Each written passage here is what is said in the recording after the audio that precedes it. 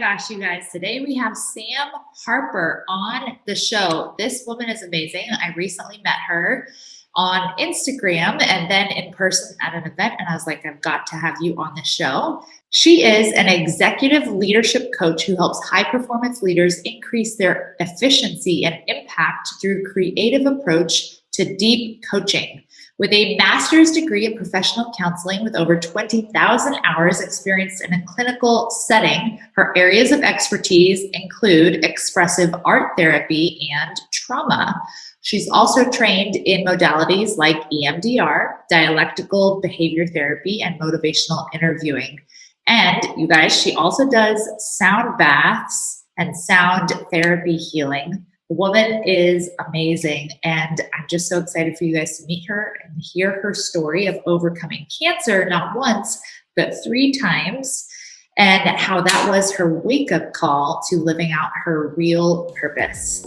I hope you guys enjoy the show. Woohoo! Welcome to the show, Sam. Thank you. I'm so happy to be here. Thank you for having me on. Okay, so take us back to like before you became this executive coach who does amazing sound bowl therapy sessions and all the things. Who was Sam growing up? Did you grow up being exposed to this kind of stuff? No, I did not grow up being exposed to this kind of stuff at all. I grew up with my dad was like very Catholic. My dad's whole side was like very religious, and my mom completely atheist. So there was like, they were divorced. So it was like, they didn't have to get along on that anyway. There was a divide. And then I really had my own freedom to kind of figure out what I wanted and what fit best. And from a really, really young age, I felt very spiritually connected and called to serve and help other people. And I'm serious when I say this. I knew what I wanted to do when I was 9 years old. So I've just had this inner knowing, like deep in my bones. I always say deep in my bones, I knew that I was sent here to help other people.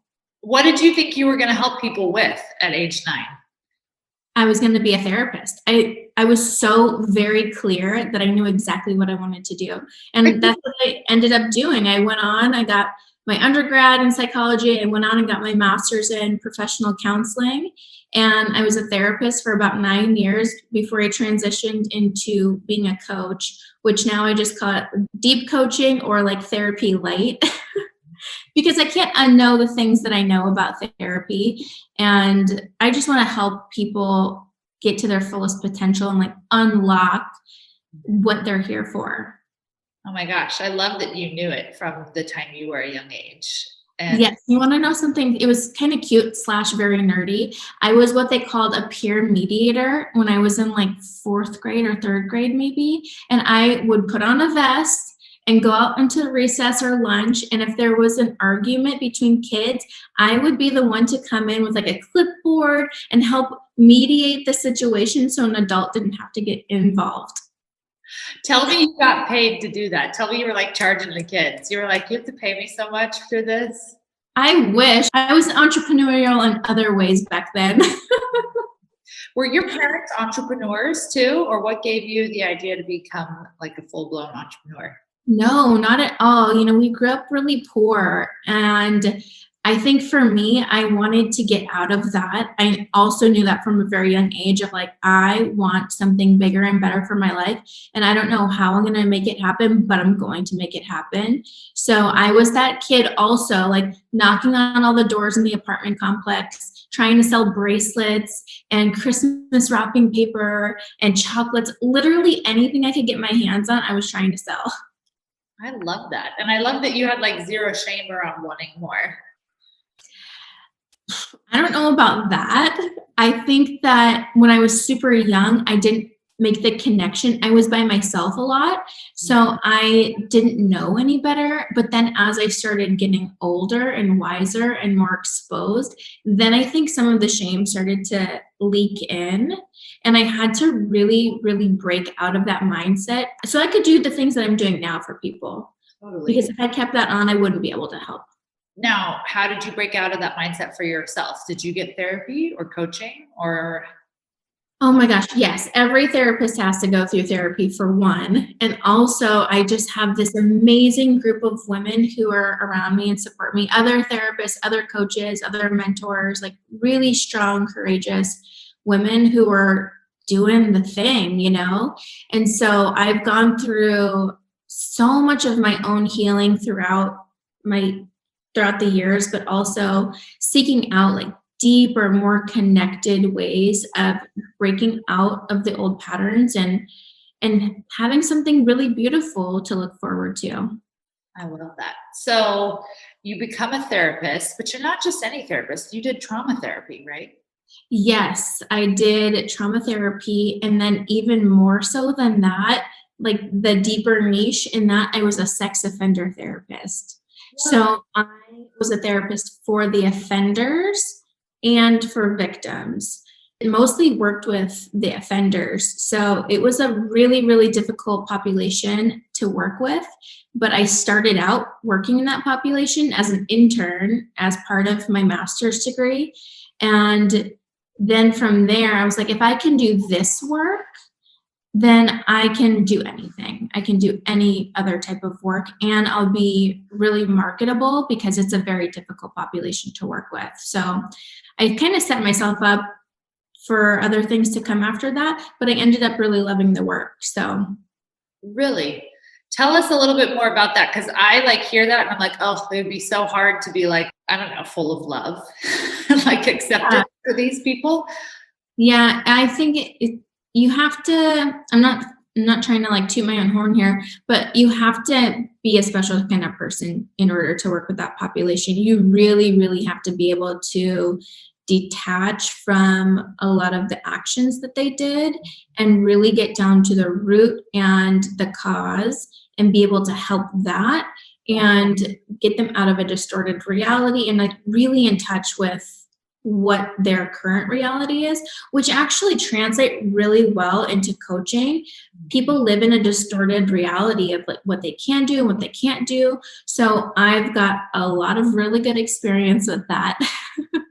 Okay, let's talk about that because I think so many people aren't even aware that they're walking around and that their reality isn't actually reality and it is a distorted version. Lenses. So let's talk about lenses. What do you think are some of the most common ones that women, in your experience working with them, struggle with? Some of the most common ones, I mean, not believing that they can do the same things that their counterparts can do, either that be a spouse or just like the male equivalent in the field that they're working in, and feeling like they can only make it so far. And that's just such a broken reality. That's such a distorted reality. Yes, there are serious, real barriers for women. However, that doesn't mean that you can't break those barriers down and continue to forage on and pave a path of your own or forge something new. One, not believing that they can do big, amazing, great things.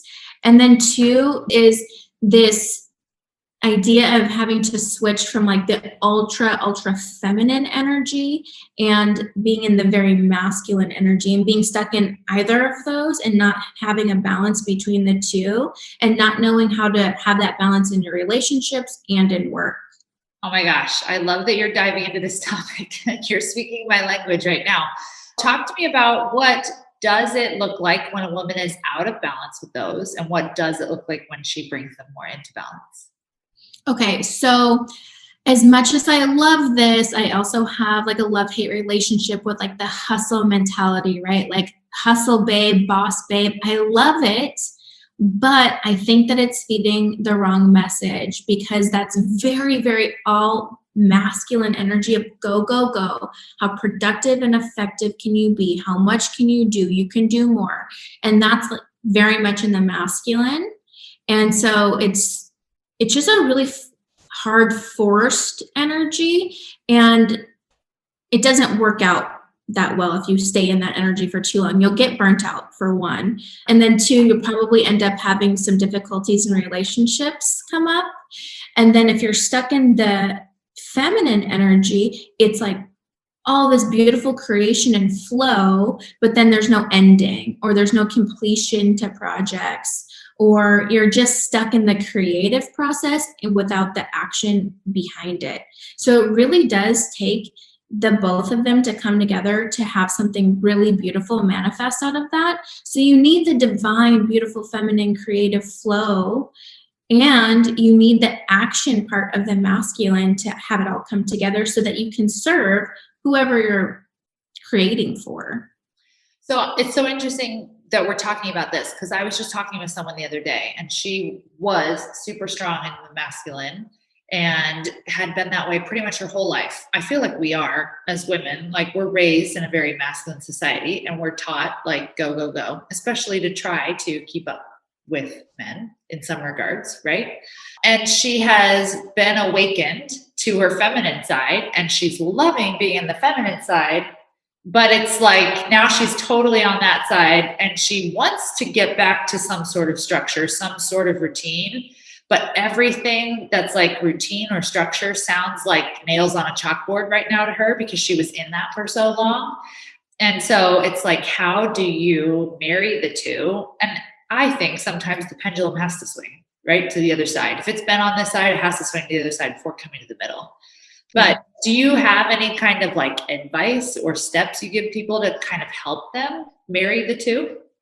Yeah, I agree with you. I think the pendulum does have to swing. You have to feel the extremes of both and then understand like what feels good for you and where that balance comes in.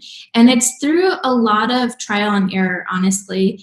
And that doesn't have to be a bad thing either. Trial and error is a really great way to test out what's working and what's not working and give yourself grace along the way to be patient with this newfound energy and exploring what balance really means for you and the dynamic that you live in. Because it depends on if you're single, if you're married, if you're in a relationship or a partnership, have a family, like your energy will affect everything. So it's not just you, it's finding out what works for the dynamics of your environment, just on your path and trying to meld them together is giving yourself some space.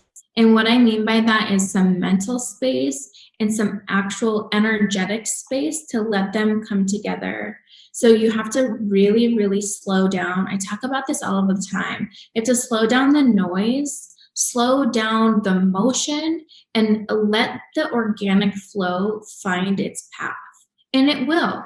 It will. I am someone that I said this already. I was in my masculine for a super long time. And so the last year, especially, I think I still was in the masculine a lot, especially at the start of the year. And COVID happened, right? And we all kind of got forced to slow down. And then I started working with our coach, who's working with my husband and I. And he's really been helping me more with that and stepping into that. And I have found that when I try to get more into my feminine, in some cases or sometimes I feel like it almost gets me more down. Like I actually get more, I don't want to say like emotionally distraught, right? Because it's not emotional distraught, but it's almost like the more I turn inward, the more confusion I actually have. It's like less clarity. You would think turning inward gives more clarity, but I find if I stay there, like if I'm staying in this feminine state, there's more confusion. There can be more like overwhelming emotions. Would you, I'm asking your experience, your expertise here, say that's because there needs to be more processing on that side? Or would you say that's like a sign of like, oh yeah, bring back in some more structure? I am so happy you brought this up. Oh my gosh. Yes. Okay. So it's about embodiment.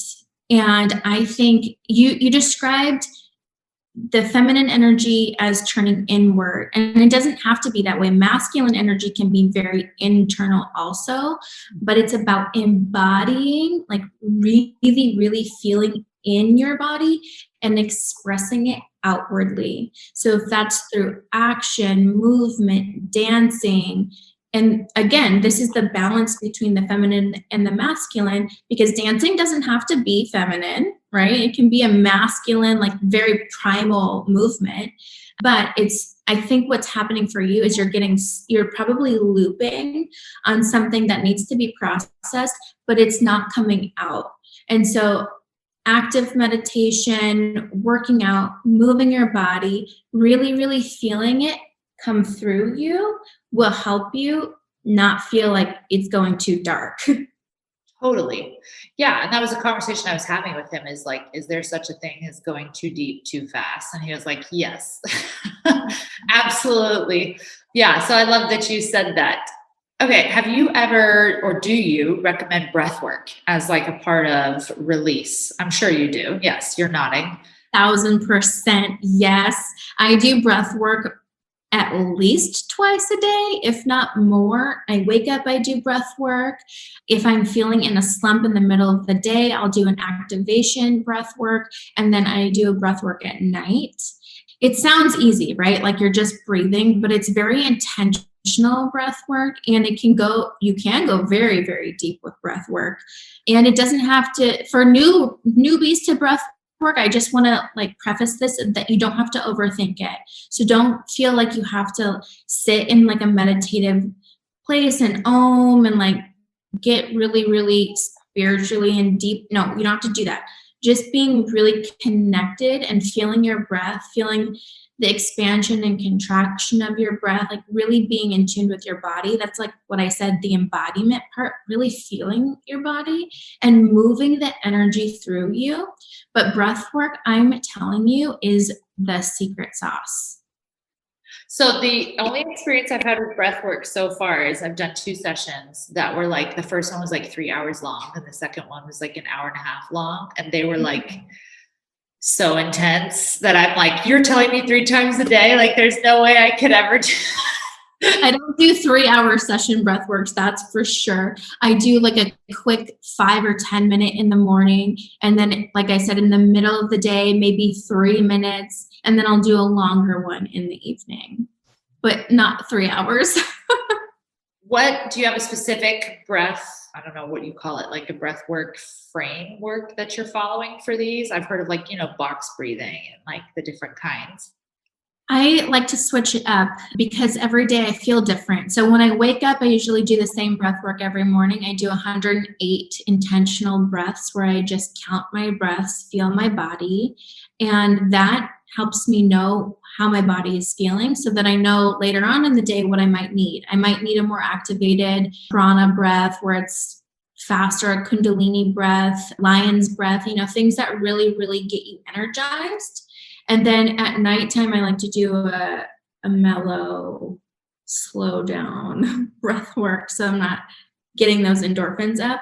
But I like to switch it up depending on what my body really needs. And it's a beautiful thing. You can ask your body, what do you need right now? Do you need deep, long breaths? Do you need quick movement to wake you up? Like, what do you need? Your body, if you slow down, like I recommended earlier, if you slow down and just listen, your body will tell you exactly what it needs.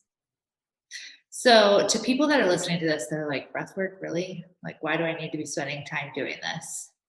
What do you tell them is like why breath work is the secret sauce or what this will change for them? So when you know how your body is feeling, let's go for something super simple. Say you're doing the 108 breaths and you're just feeling your body. If your breath is short or if it's long, you might be feeling anxious, you might feel tightness in your chest. Then okay, today I need to take special care of my anxiety and I need to do things that are going to help lessen that. Or if I'm feeling really alive, like use that energy to be productive. So it will give you a read on how you can navigate through your day. And then also we're talking about those mind blocks too. If you know how your body's feeling and you can slow down and listen to what it needs, then you can start to unlock some of those other blocks that are getting in the way of you getting after your purpose. So it's more than breath, right? It's more than the breath work. It's really learning your body and knowing who you are. And I think in this day and age, we forget who we are and we get really lost in comparison or, well, this person's doing that and then I have this to do and I have this on the schedule and the kids need to do this. And it's just so much that we get lost, and this helps bring you back to your center and who you really are. And the more you tune into your center and who you are, the better it is for your business, for your relationships, and the more you have that guidance from yourself. 100%. Yes, the more you're aligned, right? If you are aligned, things come with ease and you're able to serve people with more ease also. And it doesn't feel like work anymore. It's fun. Life feels fun again. Oh, I love that. So, okay, it sounds like, you grew up and you're like, okay, I'll just become a counselor. And you become a counselor and then you're like, no, I'll be a coach. And like everything just totally like worked out perfect for your life. I'm sure, I'm sure knowing that you're human, that you've had some hard times. Is there a certain rock bottom that you've been through in your life that ended up being like the thing that actually gave you this life where you are now, or really woke you up to different parts of yourself? My gosh, that's a deep, heavy, loaded question.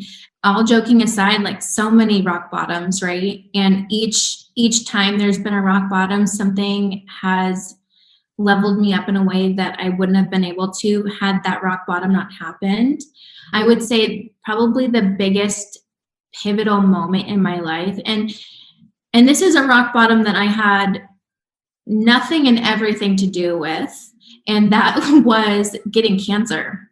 So I'm actually a 3-time cancer survivor. And the first time I was 20 years old, I was in college, undergrad, and I was on the fast track to being a doctor. Like I wanted to, mostly because of the title, right? Not because of the doctor situation, but I wanted the title. And so I knew that I wanted to be a therapist from a really young age, but I also wanted something better, wanted a different life for myself. And so I was like going after these goals that really weren't aligned with me. Anyway, so cancer happened, and that really woke me up to what am I doing with my life? I better get in line really quickly because I don't know how long I have or if this is the end. Wow. So that was the first time. And you know what? Honestly, I was at that time in life, I was okay if that was the end for me. I felt like I had a great go at it. And I was like, okay, if this is my time, it's my time. And then I remember distinctly waking up from surgery and thanking my doctors. I was still like high on all of the drugs to knock me out, right? And I was like, thank you so much for keeping me alive. And then, but when I really, really woke up, I was like, oh my gosh, I'm still alive. Like I'm meant to be here. I better use my time wisely. And so that really activated me really, really going in a different direction of getting the psychology degree, going to get my master's, doing everything that I could, learning as much as I could to help people. And this is going to sound so crazy, but I was like secretly praying for experiences that were going to give me more life so that more people could connect to me. Wow. Because I would be credible, right? I would have like this thing that they can relate to because I was young, I look young, and I was like, I need people to take me seriously. Well, I wasn't. You got to be specific in your prayers. I got cancer, which gave me a lot of life experience really quickly. Yes, for sure. Oh my gosh. That is incredible. And I find it so interesting. You said that you knew you wanted to be a therapist, but then you were like, but I want a life of more. So I'm going to become a doctor. AKA, I hear you saying you thought it would pay you better. Yeah.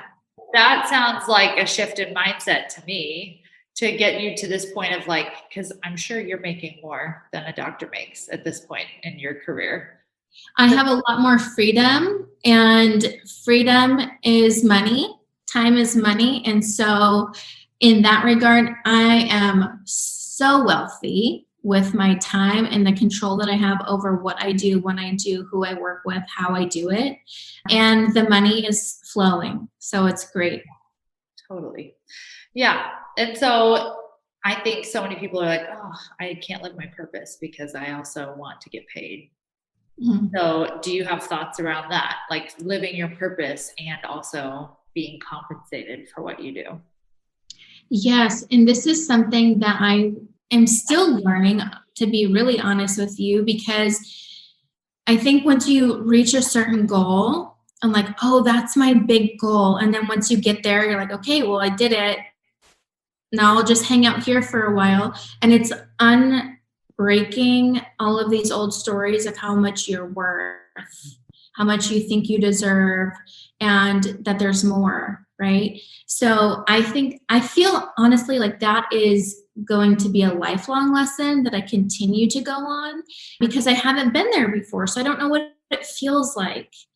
And I think that is true for a lot of people who are in that boat of, well, I reached a certain goal and I could sort of see it. And now that I'm here, I don't know what the next step really looks like. You just have to start. You just have to have messy action. But I think that there's a lot of healing around money mindset for, I would say, women in particular, and how much they can charge and how much they think that they're worth. And I think collectively, I think that there's a lot of healing to be done in that area. Oh, totally. I 100% agree. When did you know it was time for you to pivot from being a therapist for sex offenders to now coaching? And you're coaching a lot of women now, I think, right?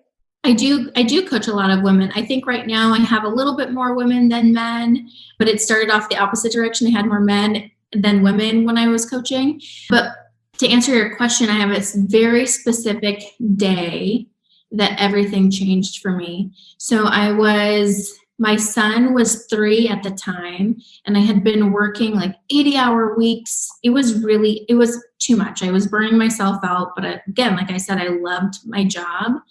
And he was usually in bed before I would get home. And I called my husband at the time and I was like, hey, can you please keep him up? I just want to give him a bath tonight. Like, I feel like I'm missing out on some of these things that I don't want to miss out. I just want to feel like a normal mom for a second.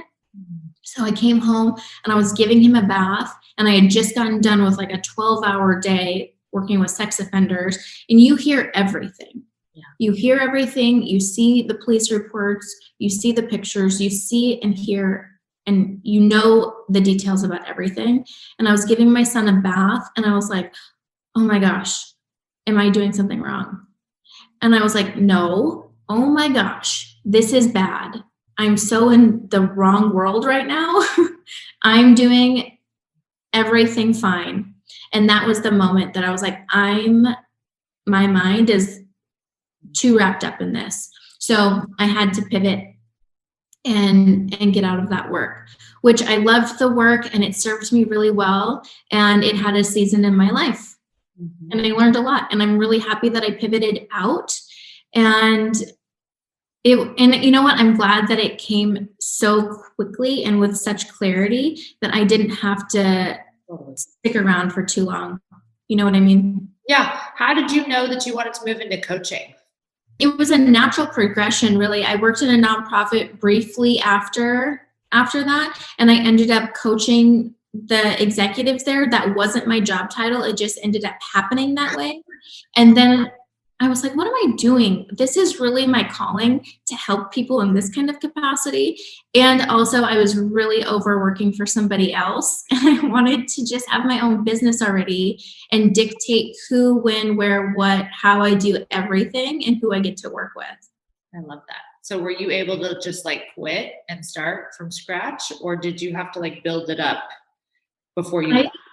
I was lucky enough to have had an introduction early on in my business that really set the pace for me, and then word of mouth, and then the sound bath thing integrated really naturally and organically, and that's taken off. And so I have been really blessed to have had a nice start. And I was in business for about 1.5 years before I even got a website or anything. Yes. Oh my gosh. A little louder for the people in the back. Every time people come to me and they're like, I need a website. I need the freebies. I'm like, no, you need clients. Yes. So is that what you also, I'm hearing you say that, like, that's what you do.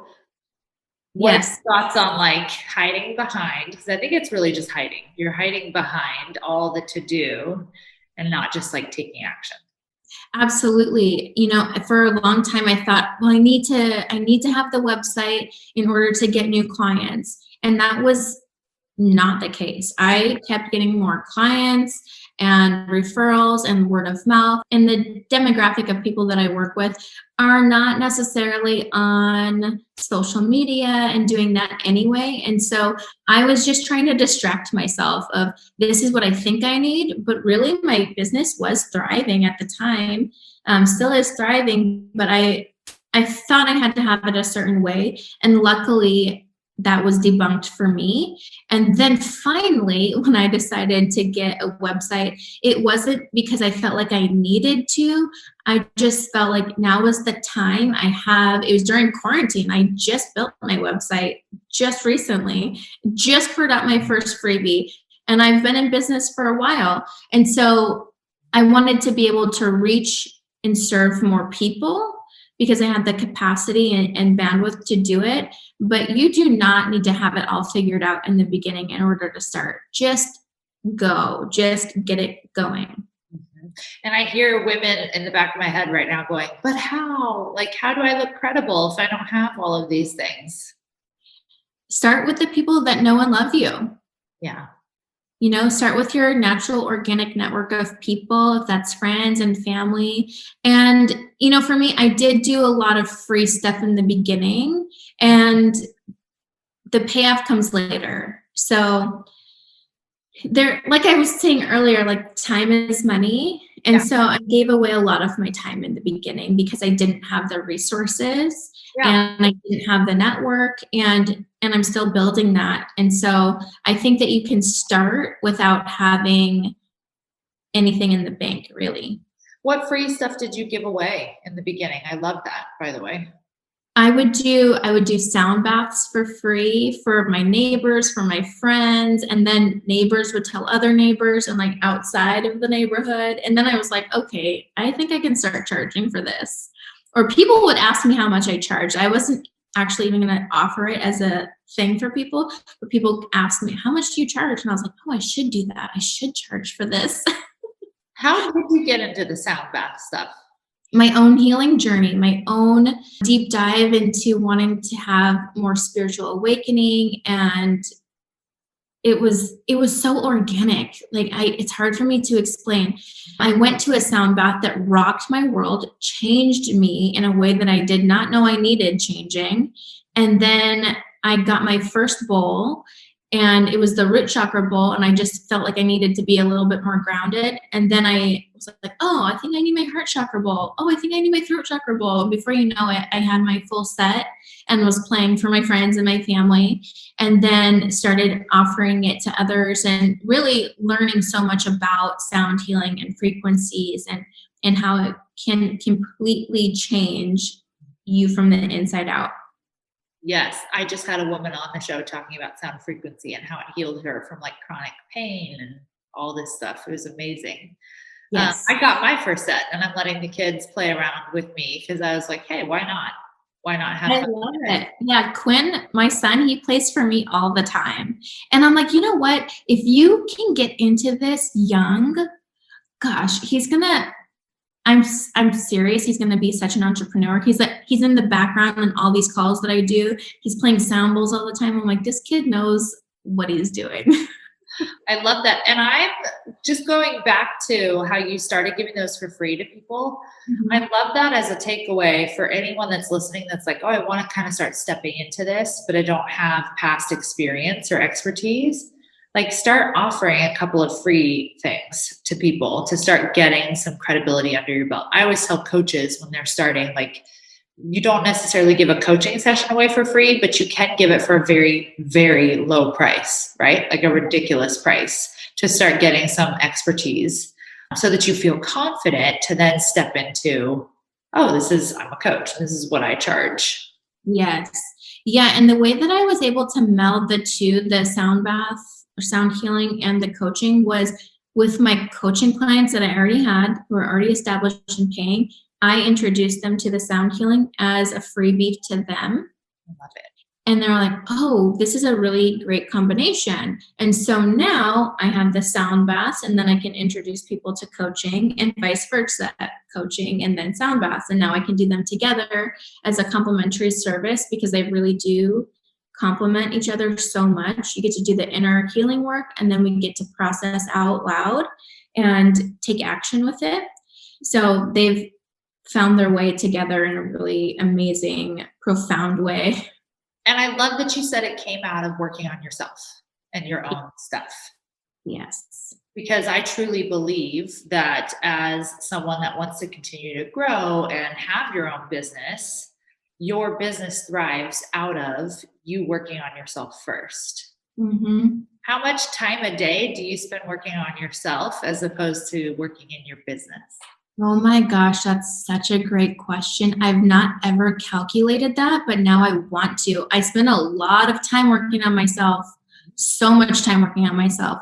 It is my number one priority. If I'm not aligned and feeling good and in the right mind space, I'm not going to be serving people the best that I can. So for me, it is the number one thing, even above my kids, above Quinn. Like, I will take care of myself, obviously, always take care of him, but I need to make sure that I'm feeling good. You know, the old adage of like, fill your cup up so that you can fill somebody else's up, or put your ear mask on before you can put somebody else's on. It is so important. So tell me your things that you do to take care of yourself every single day, your non-negotiables. Non-negotiables, breath work, like we've already talked about. I do active meditation. So this can be a walk, this can be yoga, when I was doing CrossFit, I was like in it with CrossFit, but that felt like active meditation because I was nowhere else except for on the floor with the weights. Yeah, so working out, I journal every single day. And then I spend a good amount of time in like intentional prayer. That can go hand in hand with meditation. So and with journaling too. Sometimes my journaling ends up being like a prayer and vice versa. So it all goes together. And then I try to eat as healthy as I can. My gut health is really important to me. My overall physical health is really important to me. Being a cancer survivor, I mean, I take care of my body because I've been blessed enough to stay around. So I'd better take care of it. So mind, body, spirit, all of those are non-negotiables every single day. I love that. What is your favorite thing to journal about? Gratitude. I do gratitude journaling probably every other day. I mean, yes, there's sprinkles of gratitude within every single page that I write, but there's specific days that I write about every single thing that I'm grateful for over the past couple of days or in this season of life. Sometimes I make it macro, sometimes I go micro, but that had really changed my outlook too, of like not missing the small moments and being really grateful for even the hard lessons. And that helps shift me into a more positive mindset also. And I love journaling about manifesting. So much fun just to see like what the universe has in store and surprises with me next. But those are probably my biggest two favorite things to journal about. Oh my gosh, I love it. You're reminding me with journaling because I have not journaled in like the last week. So got to get back into that. Yeah. But these are awesome. So one last question before we wrap up. If there's someone out there right now listening in that's in their rock bottom, they're in their like moment of like, oh my gosh, dark night of the soul, right? Yeah. I think, when you're in that moment, it's so hard to see even a light at the end of the tunnel or see how it's going to be for good. What would you share looking back now on your own? Like, what would you share for them? My heart aches, when I think back and look at my rock bottom, it was hard and scary. And it was really difficult seeing the light. And something that helped me was breaking my routines. And because we get looped in our mind, in our thoughts, in the things that are keeping us down, in the ways that we even walk through our house, right? So when I'm talking about breaking routines, I mean, do not take the same path to the kitchen and to the bathroom. Don't take the same route to the grocery store. Take the long way. Take a different route. Change up the things that you're seeing and experiencing because you don't know what is around the corner. And that is where you might find that light, or you might meet somebody who just sparks joy in your life that day. You get a new perspective. So breaking up your daily routines. Oh, I love that. I find when I start to get like in that like emotional state, it's usually because I've been doing too much monotony, like too much of the same day over and over and over again. Groundhog Day. And especially right now with the pandemic, it feels like Groundhog's Day. So I try to switch things up as much as possible. I change my furniture around all the time. I go to different grocery stores instead of the one that is closest to me. I just try and mix it up to like bring some excitement to my life.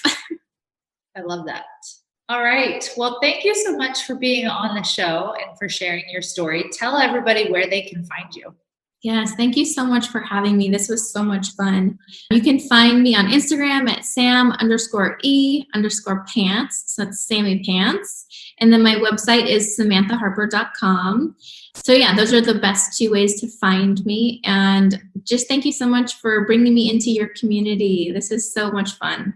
Yes. And I can't wait because Sam is going to be doing a sound bath for everyone that's in the Instagram sisterhood in 2021. So if you have not joined, this is your invitation. Get into the groups, experience an awesome sound bath with Sam. And if you guys love this episode, take a screenshot and tag us on your stories. It's an amazing way to give back a little bit. And we love to hear what your takeaway was, what your aha was. All right, everybody go have a beautiful day.